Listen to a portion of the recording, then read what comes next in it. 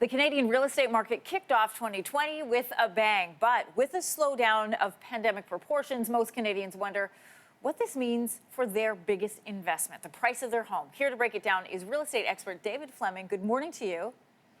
Morning, Emery. How you doing? I'm doing great. Let's talk about the market. You say you've never seen resiliency like this in Canada's real estate market. Give us a snapshot of what's happening across the country. Well, I think the resiliency just stems from the fact that we saw such a pronounced drop after COVID, and as we should have, right? It's a worldwide pandemic. But since then, the market has bounced back. And so in Toronto specifically, you see average home prices over $900,000 in February and March. That drops all the way down to $820 in April. May is back up over $860. I expect $880 in June. And by the summer, I think we'll probably be back to where we were. We've also seen agents and buyers and sellers alike figure out how to transact during a pandemic, which again speaks to the resiliency.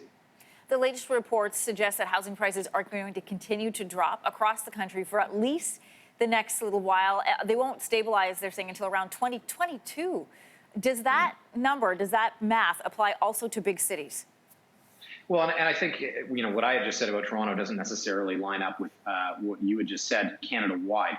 So we have to remember that Toronto is its own animal. And if, house prices are dropping in smaller towns across Canada, in Toronto, there is no more land to build houses and condos. You have 20-story office towers in Toronto being torn down to build 70-story condos. That's a testament to how scarce a commodity real estate is. So on a relative basis, if Canada's prices dropped 9%, Toronto's might drop 1% or might even go up 2%. So I don't think we're going to see anything near the higher end of where the statistic was there with the 9 to 18%. But I do think that Toronto is its own animal. David, you're joining us from home today. Working from home, we're hearing, could become a trend. So is there a possibility that we're going to see these markets increase outside of the big cities? I mean, if you can do your job from home, why not move outside of the most expensive real estate market in the country? Move an hour away and get a bigger house and more property.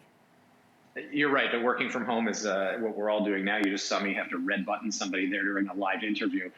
This is something I think we're going to see a lot more of moving forward. And there are a lot of people that are moving outside of the core. I have two clients right now that are both selling their houses to move into Burlington. And, they can do that because they can work from home. And if they have to go to the office, they can take the train in 1 or 2 days a week. So I would still say that maybe you've got, still the net migration is above 1.0 for every person moving outside of the core. You've probably got 1 or 2 at least moving into it. But we are going to see the work from home movement continuing post-COVID. And I think that will have an effect on the market. David, quickly before you go, what does a potential second wave of the pandemic do to the housing market? I think that the second wave obviously is going to show a decrease in listings. It's going to show a decrease in sales, and it's going to show at least a modest decline in prices.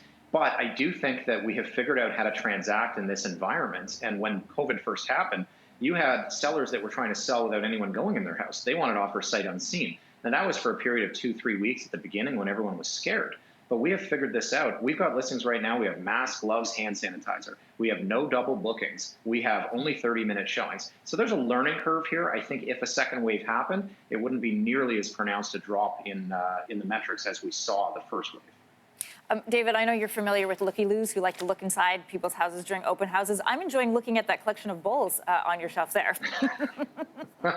It's from my dad. He travels the world, and he brings me back every time from a trip. So I guess you could say that I am a market bull. You are not full of both, though, however, my friend. Thank you so much for joining us. Thank you, Anne-Marie. Very cute. Thanks so much. Thanks for watching. If you like this, be sure to subscribe here. And you can check out more Your Morning videos right here.